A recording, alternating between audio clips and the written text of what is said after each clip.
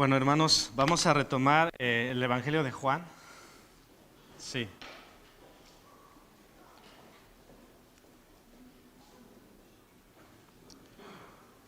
Vamos a retomar el Evangelio de Juan. El título de hoy es Te amo, dice el Señor. ¿Y tú? ¿Qué respondemos? Va muy ligado a lo que veíamos esta mañana, que ya os lo adelantaba. Casi es la misma pregunta. Una declaración que Dios hace en Malaquías 1:2. Le dice, yo os he amado. En otra versión, yo siempre os he amado. Y veremos que hoy nuestro Dios, muchos años después, sigue hablando de ese amor. Y al día de hoy, a ti y a mí, también nos lo dice. Hemos podido ya leer el pasaje. Quiero que apelar un poco a las referencias, al gran contexto que tenemos en Juan, para que esto sea como una guía del contenido de lo que es el Evangelio. Os leo en el capítulo 20, Juan 20, versículos 30 y 31. Dice, hizo además Jesús muchas otras señales en presencia de sus discípulos, las cuales no están escritas en este libro. Pero estas se han escrito para que creáis que Jesús es el Cristo, el Hijo de Dios, y para que creyendo tengáis vida en su nombre. Es un excelente resumen de lo que es el Evangelio de Juan. No todo está escrito, no todo lo que Jesús hizo está escrito, pero las cosas que están escritas y las que hemos venido estudiando, ¿para qué son? Dice Juan, para que creáis que Jesús es el Cristo, es el ungido, es el enviado de Dios, el Hijo de Dios, y para que creyendo tengáis vida en su nombre. Bueno, el otro contexto, un poco más, menos general, más inmediato al pasaje que estamos leyendo en Juan 14, es cuando Jesús estaba hablando con sus discípulos y, por ejemplo, en el 13:33 les dice, hijitos, aún estaré con vosotros un poco, me buscaréis, pero como dije a los judíos, así os digo ahora a vosotros, a donde yo voy vosotros no podéis ir. Entonces, Jesús acababa de tocar temas complicados, hablaba de la traición de Judas, hablaba de la negación de Pedro, y luego les dice que me voy y a donde yo voy vosotros no podéis venir. Este es el contexto inmediato a nuestro pasaje. Así que imaginaros la condición de sus discípulos. Habían dejado todo por seguirle, habían creído en él, en un proceso que su fe iba creciendo, pero ahora les dice, sabéis que me voy y vosotros no podéis venir conmigo. Entonces viene lo que hemos estado estudiando, donde el Señor les anima, les reconforta y les dice cosas maravillosas. Por ejemplo, como iniciamos el capítulo 14, en la casa de mi padre muchas moradas hay. Si así no fuera, yo os lo hubiera dicho. Voy pues a preparar lugar para vosotros. Y es la línea que trae el capítulo 14, donde Jesús está consolando, está animando a sus seguidores y les está diciendo, no temáis, no se turbe vuestro corazón. De hecho, así dice el primer versículo del capítulo 14, no temáis, no se turbe vuestro corazón. Es lo que está diciendo el Señor. y lo que hemos leído, nos encontramos con maravillosas declaraciones de parte de nuestro Dios, que remata con el Consolador, con la promesa del Espíritu Santo. Es decir, el Señor va argumentando, va diciendo por qué no hemos de temer, por qué no se ha de turbar nuestro corazón, y nos dice, yo estaré con vosotros y además os enviaré un Consolador. Así que el Señor demuestra su amor, demuestra que está y que estará con nosotros. El mensaje de Dios permanece y quiero que hoy veamos que Él nos ama como Padre, nos ama como Dios Hijo y también nos ama como Dios Espíritu Santo. La pregunta que quiero que podamos respondernos esta tarde es, ¿y nosotros? ¿Y nosotros le amamos? quiero que primero hablemos sobre el accionar de Dios, sobre su iniciativa. Después veremos la respuesta que tiene el mundo y luego, finalmente, la respuesta que nosotros tenemos o debemos tener. Vale, vamos a empezar con lo que nos dice el versículo 16. Dice, y yo rogaré al Padre y os dará otro consolador, para que esté con vosotros para siempre.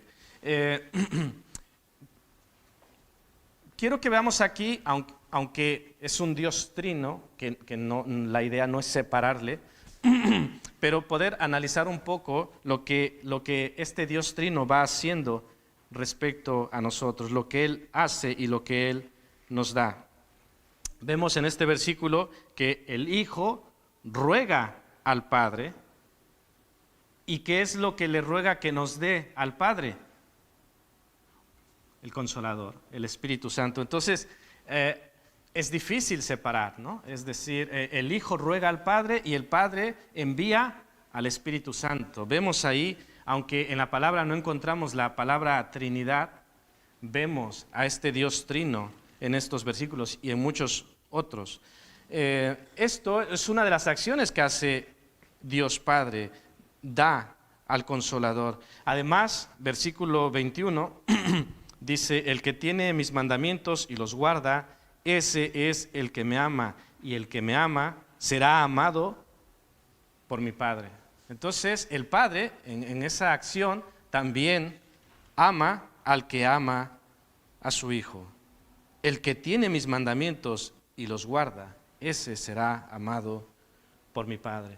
Evidentemente, el amor de Dios es incondicional, lo hemos también hablado esta mañana, pero hemos también de decir que Él no va a forzar a nadie a que lo ame. Dios te ama incondicionalmente, pero no te va a forzar a que tú le ames a Él. Hemos de responder en esa libertad que Él nos ha dado. Quizá podríamos pensar que está de más decir esto, pero de todas formas lo voy a decir. ¿Qué significará aquí guardar mis mandamientos? Aunque suene un poco básico, evidentemente esto no significa poner la Biblia en un lugar seguro, ¿no? Es decir, mira, aquí he guardado sus mandamientos, nadie lo tocará, ni yo. No se refiere a eso definitivamente, pero lo digo por si alguien pudiera pensar que esto es así. Entonces, ¿qué significará esta expresión? Guardar mis mandamientos. Pensemos en ello. Otra de las cosas que se nos dice en este pasaje respecto al Padre, en el versículo 23, es que amará y morará en el que guarde la palabra de su Hijo. Esto nos puede sobrepasar. ¿Cómo es que el Padre morará en el que guarde la palabra de su Hijo? Porque además, lo veremos en el segundo punto, que el Hijo también mora en nosotros, o morará en nosotros, si creemos. Dice, versículo 23, el que me ama y mi palabra guardará, y mi Padre le amará, ¿y qué dice? Y vendremos a Él, habla en plural, y haremos morada con Él. En este contexto, ¿de quién está hablando? ¿Quién hará morada en aquel que ama y guarda su palabra? El Padre y el Hijo. ¿Cómo es esto? Interesante, ¿no? Porque además, para completar esto, es que el Espíritu Santo morará con nosotros, como dice el versículo 17, y el Espíritu de verdad, al cual el mundo no puede recibir porque no le ve ni le conoce, pero vosotros le conocéis porque mora con vosotros y estará en vosotros. Interesante, ¿no? El Padre, el Hijo, el Espíritu Santo morando en nosotros. Hermanos, recuerdo la intención de Jesús. ¿Esto era para animar a sus seguidores?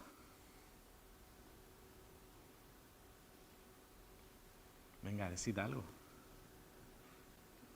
¿Creéis que Jesús estaba consiguiendo animar a sus seguidores? ¿Lo creéis o no? Venga, responder.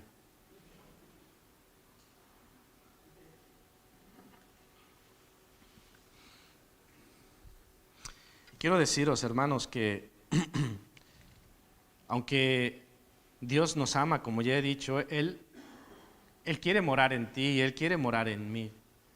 Pero ese amor perfecto no forzará la puerta. No se va a meter a la fuerza. Quiere morar en ti, quiere morar en mí, pero Él no va a obligarte, ni me va a obligar a mí. Él ha hecho todo, todo. Y cuando digo todo, es todo, para que tú y yo podamos responder a ese grande amor. Pero luego, Él va a quedar allí esperando, expectante, hasta que tú puedas abrir tu corazón. Jesús en el versículo 10 preguntaba, ¿no crees que yo soy en el Padre y el Padre en mí? Dios en el Hijo y el Hijo en el Padre. Pero ahora el Hijo y Dios en ti y en mí. Ya parecía incluso para aquellos que se oponían a Jesús, cuando Él decía estas declaraciones, yo estoy en el Padre y el Padre en mí, para ellos, ¿qué era? Para los sacerdotes, los dirigentes judíos, ¿qué eran estas declaraciones de Jesús? Una blasfemia de las cuales era desgarrarse las vestiduras. ¿Qué está diciendo este hombre? Pero fijaros cómo pasamos de eso que ya asombraba, que ahora dice pues, en ti y en mí. Jesús, el Hijo de Dios, los que creemos y entendemos esto decimos, pues sí, sin problema, pero ahora en ti y en mí tiene que ver estas verdades, estas declaraciones contigo y conmigo. Acciones de Jesús, de Dios Hijo. En el versículo 16 hemos visto que ruega al Padre.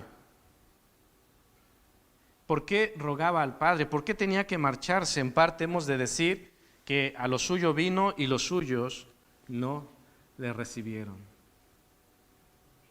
Jesús había hablado con sus discípulos, les había dicho que volvería, que iba a preparar moradas y que mientras tanto no les dejaría solos. De hecho, versículos 18 y 19 dice, no os dejaré huérfanos, me veréis. Y esto sabemos que tuvo un cumplimiento doble, si lo queréis ver, porque sus discípulos le volvieron a ver, ¿recordáis? Sí, ¿verdad? Le volvieron a ver, o sea, me veréis, y cumplió. Y además, cuando sus discípulos murieron, ¿qué pasó? ¿Qué pasó? Le volvieron a ver, fueron ante su presencia. Así que Jesús les decía, no os dejaré huérfanos, me veréis, estaré con vosotros. Y así sucedió, tal como Él lo había dicho. Y como hemos ya recordado con el Padre, que Él estará en nosotros. Y además, en los versículos 20 y 21 habla de algo que quiero hacer énfasis. En la parte final del versículo 21 dice, y me manifestaré a Él. ¿A quién? Él, el que tiene mis mandamientos y los guarda. A este me manifestaré, y no solo yo, sino que también mi Padre. Él se les manifestó y también se te manifiesta a ti y a mí en su palabra. Pero quiero que en esta tarde pensemos que Él no solo se quiere manifestar a ti y a mí. ¿A quién más se quiere manifestar Dios? ¿A quién? Hay una declaración, ya andaremos en esto más adelante, que es maravillosa, que dice Jesús, porque yo vivo, vosotros también viviréis.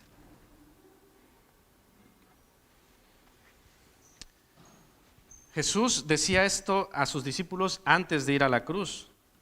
Y claro, ellos, entendemos, estaban en un momento complicado, de confusión. El Señor dice que les dejará, que se va, dentro de unos momentos le verán ser arrestado, golpeado, juzgado y llevado a una cruz.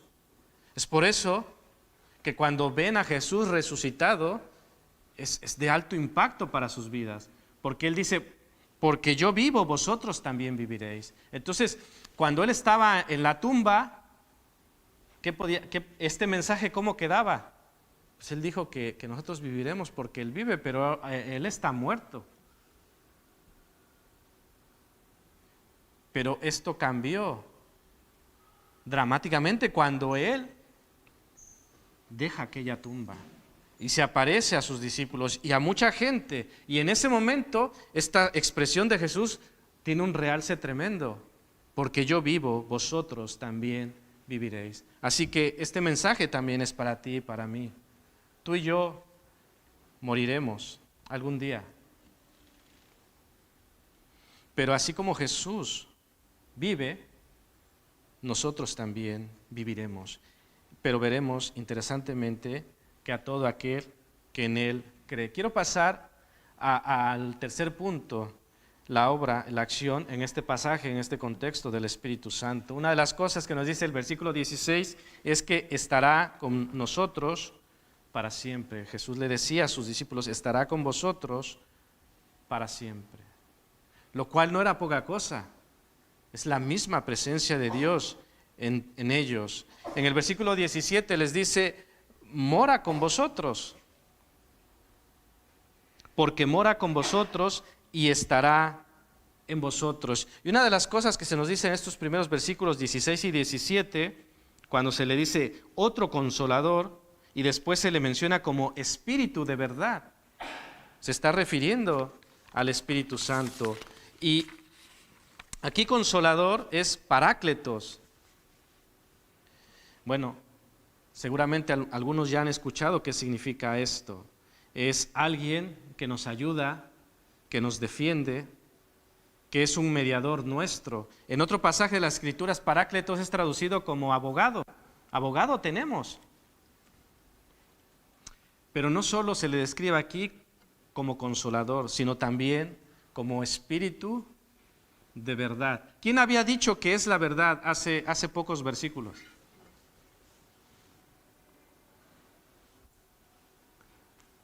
Jesús, en el versículo 6, yo soy el camino y la verdad y la vida. Y aquí estamos hablando del Espíritu de verdad. Os leo Juan 16, 13, que dice, pero cuando venga el Espíritu de verdad, Él os guiará a toda la verdad. Porque no hablará por su propia cuenta, sino que hablará todo lo que oyere y os hará saber las cosas que habrán de venir. Hermanos, hay un cántico que se llama Santo, Santo, Santo. Hermanos, en esta tarde quiero que pensemos que así como nosotros en algún momento le hemos cantado Santo, Santo, Santo, porque es 3 veces santo, Él hoy nos dice, te amo, te amo, te amo. Como Padre, como Hijo y como Espíritu Santo, Él te repite, te amo. Una y otra vez declara su amor por ti y por mí. Pero ante eso, ¿qué pasa? Vemos el siguiente punto, la respuesta e inoperancia del mundo, versículo 17. El Espíritu de verdad al cual el mundo no puede recibir. ¿Por qué no le puede recibir? Porque no le ve ni le conoce, pero vosotros le conocéis porque mora con vosotros y estará en vosotros. Es una mala noticia no poder recibir, ni ver, ni conocer al Espíritu Santo. ¿Qué pensáis? ¿Será una buena o una mala noticia? Mala noticia. El que va a abogar, el que va a estar ahí a mi lado para ayudarme, el que me guiará a toda verdad, no estará allí. No le puedo ver, no le puedo recibir. ¿Por qué? Porque el mundo no le puede recibir, no le ve ni le conoce, pero vosotros le conocéis. ¿Por qué? ¿Cuál es la diferencia? La diferencia que mora en vosotros y estará en vosotros, dice la Escritura. Esto es la respuesta del mundo hacia el Espíritu Santo, y respecto al Hijo, basándome en los versículos 19 y 22 al 24, Jesús al mundo no se le manifiesta, porque se manifiesta a los que creen en Él y a los que le aman, pero el mundo no le ama y entonces tampoco al Hijo, ni le puede recibir ni le puede ver. De la misma manera, no recibe el amor del Padre y por lo tanto también Dios Padre no mora en ellos. El mundo tiene esta grande problemática y podríamos preguntarnos, ¿qué pasa? ¿Por qué? ¿Cuál es la diferencia? Quiero leeros el versículo 30 de este mismo capítulo, Juan 14:30, dice: no hablaré ya mucho con vosotros, decía Jesús, porque viene el príncipe de este mundo y él nada tiene en mí. Entonces, ¿cuál es el problema del mundo, hermanos? De acuerdo a este versículo, ¿qué podrías decir? ¿Cuál es el problema del mundo? Sí, porque ¿quién es su príncipe? ¿Y qué hace el príncipe?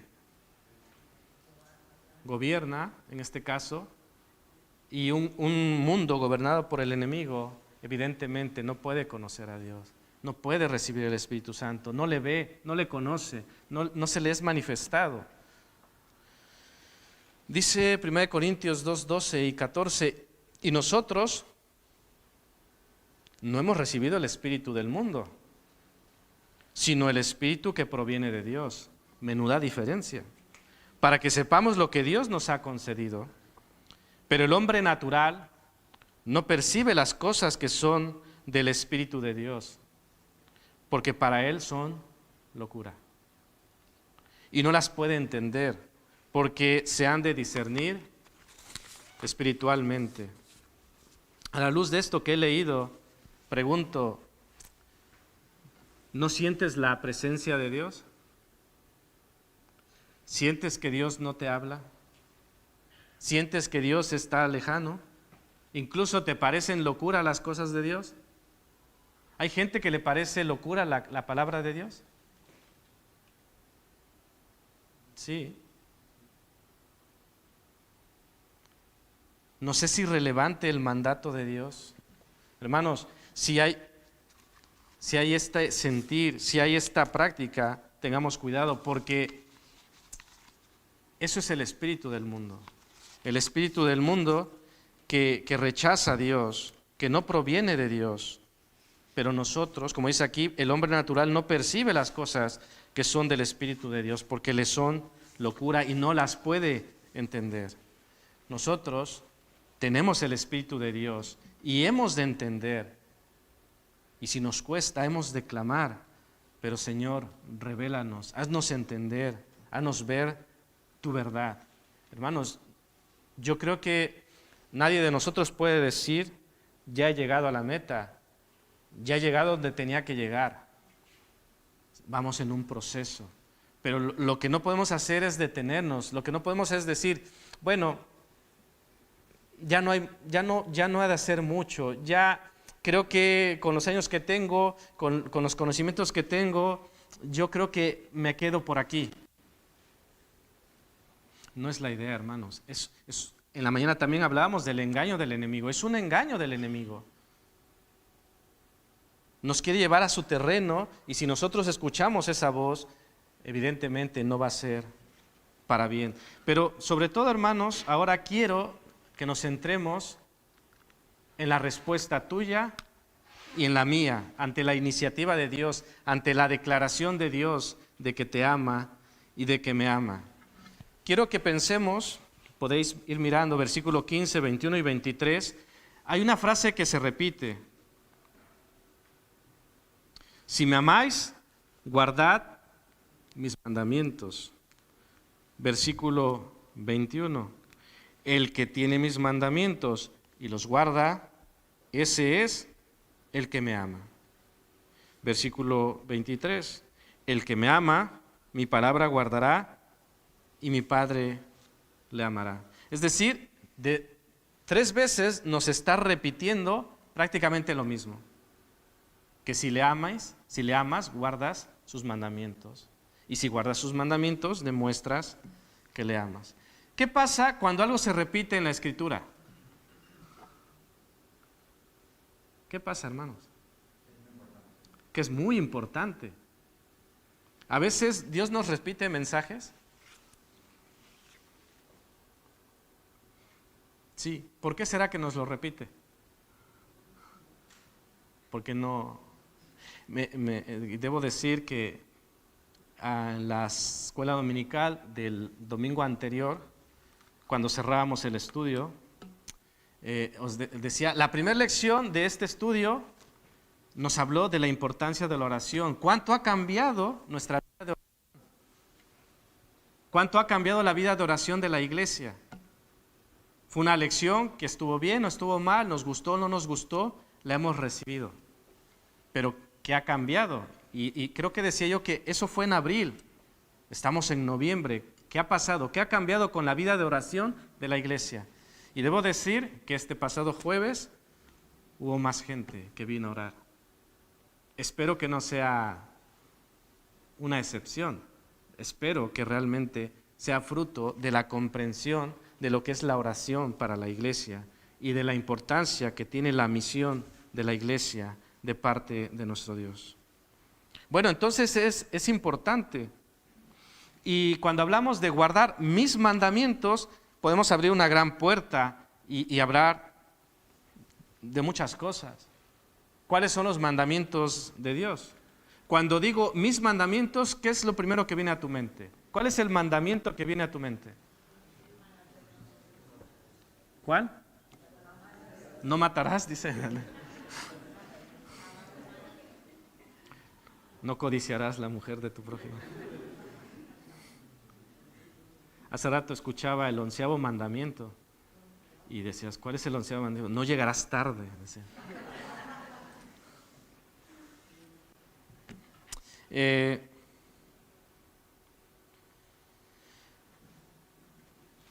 Hay un mandamiento que versículos atrás hemos visto, Juan 13:34, un mandamiento importante. Podemos ir a muchos mandamientos de parte de nuestro Señor, pero quiero que pensemos en Juan 13:34, que dice, un nuevo mandamiento os doy,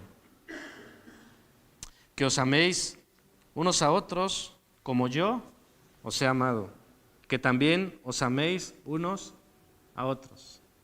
Hermanos, ¿qué os parece? En el contexto de este nuevo mandamiento que Él ha dado, dice hasta 3 veces, si me amáis, guardad mis mandamientos. ¿Le amamos?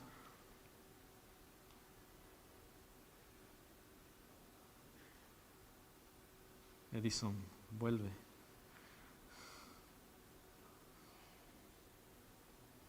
¿Le amamos?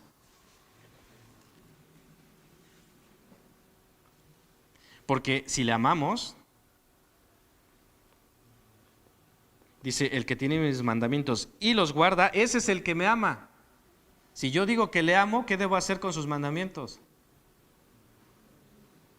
Guardarlos. Y si guardo sus mandamientos, ¿qué tengo que hacer? Amar a mi prójimo como Él me ha amado.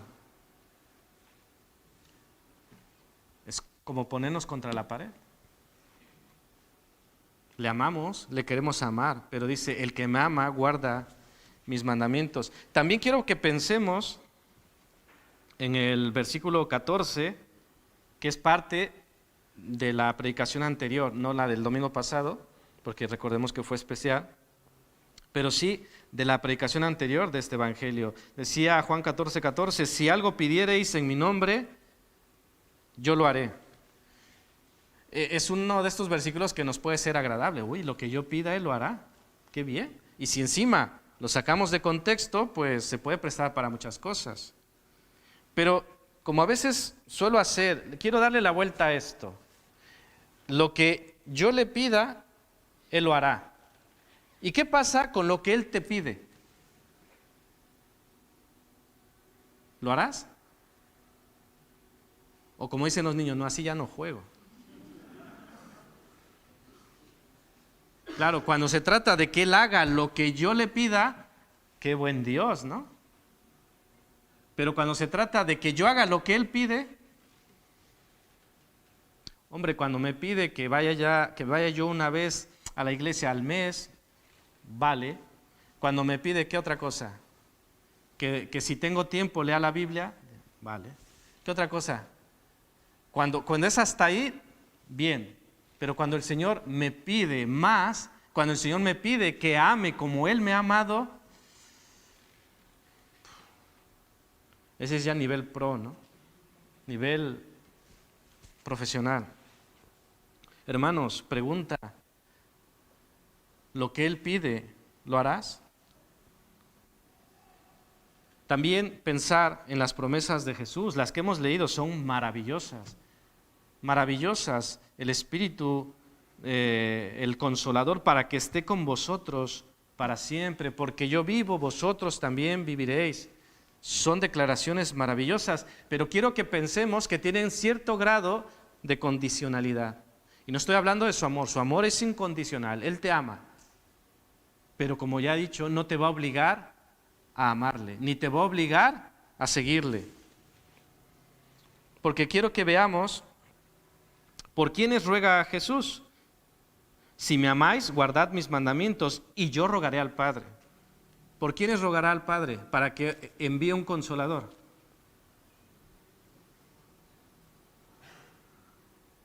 Lo que dice el versículo 15, los que le aman y guardan sus mandamientos. A los que aman y guardan sus mandamientos. Dice también, el que me ama y guarda mi palabra, mi Padre le amará. Vendremos a Él y moraremos con Él. ¿Con quién morará?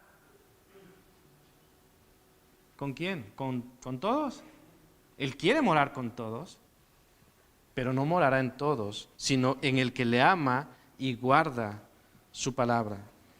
Así que debemos creer en Él. Su amor, como he dicho, no es condicional, su amor es incondicional. Pero si tú y yo no creemos en Él, no podemos ser hijos de Dios. No podemos. Aunque Él quiera, no nos va a obligar. Dice Juan 1:12, mas a todos los que le recibieron, a los que creen en su nombre, les dio potestad de ser hechos hijos de Dios. ¿A quiénes? Repito, ¿a quiénes les dio potestad de ser hechos hijos de Dios? Decidlo, por favor. A los que creen en su nombre. A los que creen. Que cree, al que guarda su palabra. Hermanos, Él quiere salvar a todos, pero si no crees, y lo dice Juan 3:18, que si no crees, ya has sido condenado. Porque no has creído en el nombre del unigénito Hijo de Dios. Y podemos ir más allá. Si no soy hijo de Dios, ¿hijo de quién soy? Por tanto, Dios no puede tener comunión conmigo. Si no crees en el Hijo de Dios, el que rechaza al Hijo, ¿a quién rechaza? Al Padre. El Padre no puede tener relación si rechazas al Hijo. Y en la misma línea, y bastante ligado, está el punto de amar a Jesús, porque estos mismos versículos que he leído, si me amáis, guardad mis mandamientos, el que tiene mis mandamientos y los guarda, ese es el que me ama, es decir, va ligado guardar sus mandamientos con amarle. Si le amamos, guardamos sus mandamientos. Si guardamos sus mandamientos, le amamos o le amaremos. Entonces, la pregunta se vuelve a hacer, ¿te amo? ¿Y tú? ¿Recordáis la pregunta que le hacía Jesús a Pedro? ¿Cuál era la pregunta? ¿Me amas? Y la pregunta te la hace también a ti y me la hace también a mí.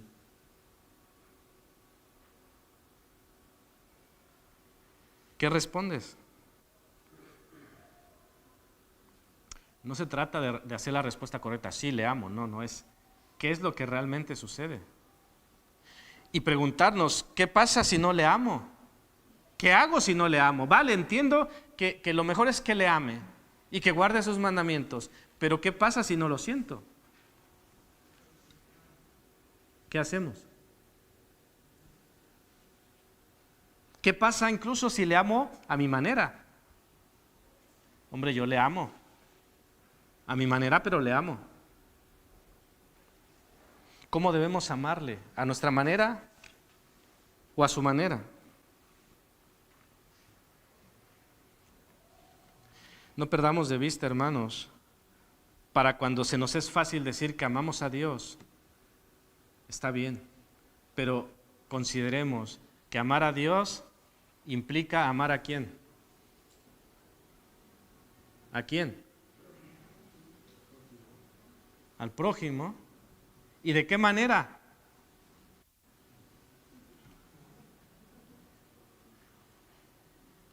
Como Él nos ha amado. Es lo que el Señor espera de sus hijos. Dice 1 Juan 4:20, si alguno dice, yo amo a Dios y aborrece a su hermano, ¿qué dice que es? Si tú dices, hombre, yo amo a Dios, pero aborreces a tu hermano, dice, es un mentiroso. Porque el que no ama a su hermano, a quien ha visto, no puede amar a Dios a quien no ha visto. Y también Juan en su epístola, 1 Juan 2:11 dice, pero el que aborrece a su hermano está en tinieblas y anda en tinieblas y no sabe a dónde va, porque las tinieblas han cegado sus ojos.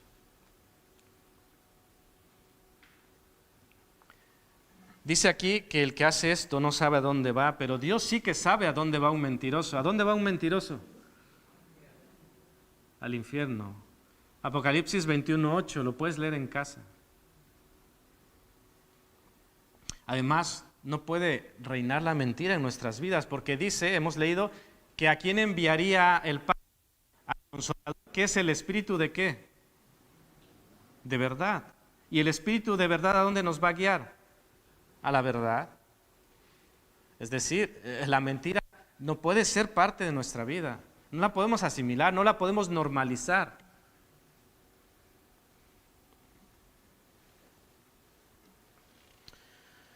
Vuelvo a la situación con Pedro.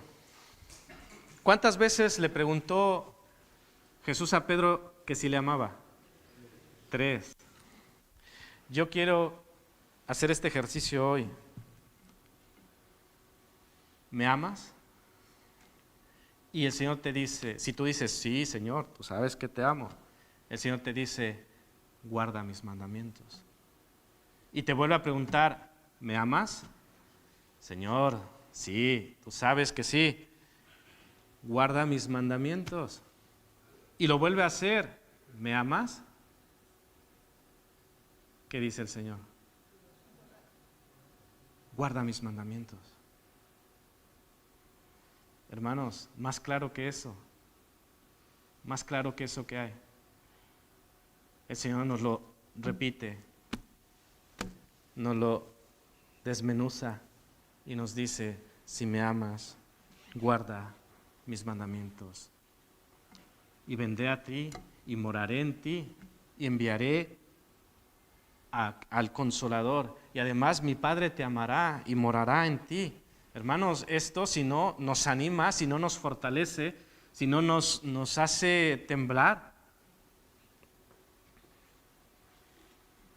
Quiero pensar en el último punto, obedecer para que sea manifestado.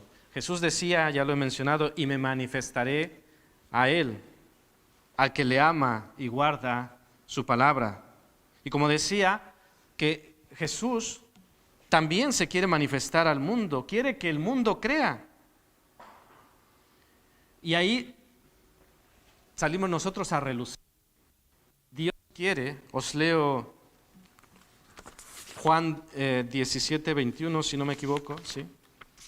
Dice, para que todos sean uno, como tú, oh Padre, en mí y yo en ti, que también ellos sean uno en nosotros. ¿Para qué? Para que el mundo crea. De este mundo que hemos hablado en el punto 2, que no le ve, que no le puede recibir, ¿qué es lo que quiere Dios de ese mundo? Que crea. que crea que tú me enviaste. Y por eso es que el Señor está pidiendo unidad de sus discípulos, unidad, en este caso, de su iglesia, para que el mundo crea. Es allí donde salimos a relucir tú y yo, porque Dios quiere manifestarse al mundo. ¿Y a través de quién ha elegido manifestarse al mundo? Ya lo he escuchado, decidlo. ¿A través de quién o de quiénes ha decidido Dios manifestarse al mundo? De su iglesia, de ti y de mí. ¿Tenemos un rol importante? Sí. ¿Asignado por quién? Por Dios mismo. Hermanos, Dios quiere manifestarse al mundo y para ello necesitamos obediencia. Obediencia en los pequeños detalles, obediencia en aquellas pequeñas cosas. Orad sin cesar, escudriñad las Escrituras, velad y orad. Esas cosillas que dices, bueno, ¿eso qué es? Es muy importante. Obedezcamos. A lo mejor dices, es que solo sé 2 cosas. Vale. ¿Qué debemos hacer con esas 2 cosas?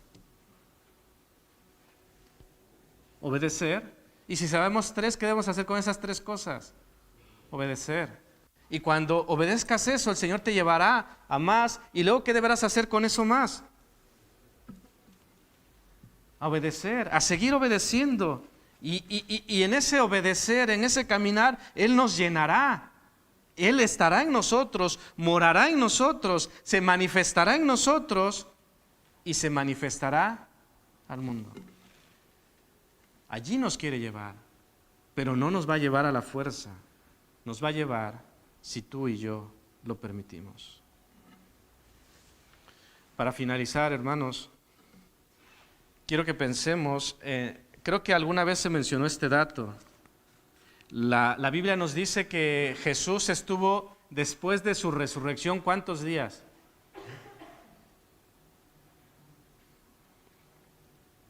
Bueno, yo sé que sí, 40 días. ¿Y cuándo vino el Espíritu Santo? A los 50, ¿no? ¿Hay un vacío? ¿Hay un hueco? ¿De cuánto? Porque el Señor dice, no os dejaré solos. Y el Señor se va y el Espíritu viene a los 10 días. ¿Qué pasa allí? ¿Qué quería? ¿Por qué lo hizo? Sobre todo, ¿qué estuvieron haciendo sus discípulos esos 10 días?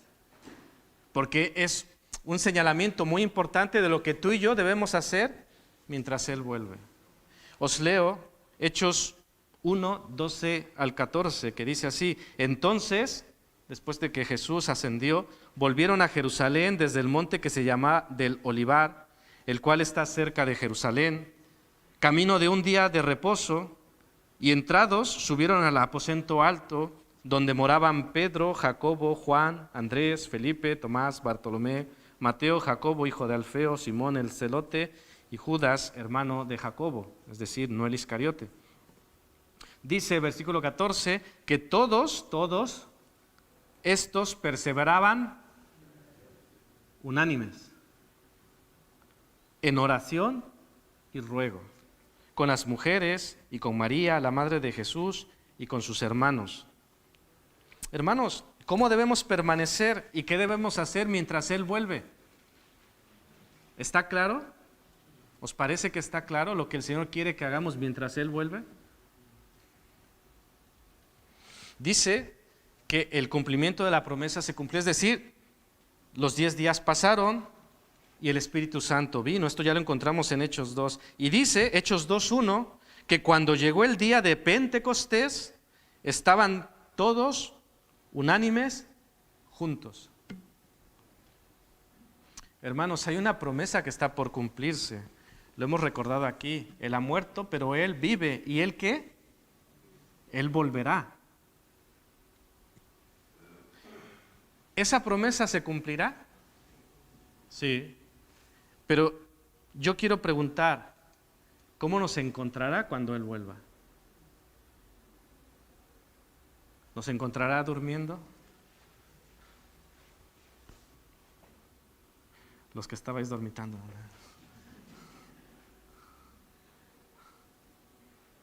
¿Cómo nos encontrará? ¿Nos encontrará unánimes? ¿Nos encontrará orando? ¿Nos encontrará sirviendo? ¿Nos encontrará testificando? El Señor te lo repite por enésima vez: te amo. ¿Qué respondes? Te invito a orar, y si quieres responderle a Él, sigue esta oración y repítela en tu corazón. Señor, gracias por amarme. Gracias por amarnos, gracias por demostrarlo. Gracias por insistir, gracias por tu paciencia. Gracias porque, aunque he hecho lo malo, tú solamente me has hecho bien. Y si me has disciplinado y si has permitido algo, es por mi bien, porque quieres que yo venga a tus pies. Gracias por tu espíritu de verdad. Gracias por guiarnos a la verdad. Gracias porque podemos acceder a tu palabra, que es verdad. Santifícanos en tu verdad. Gracias por querer morar en mí. Señor, quiero rogar que tú mores en mí. Quiero pedirte que vivas en mí, que permanezcas en mí y que te manifiestes en mí.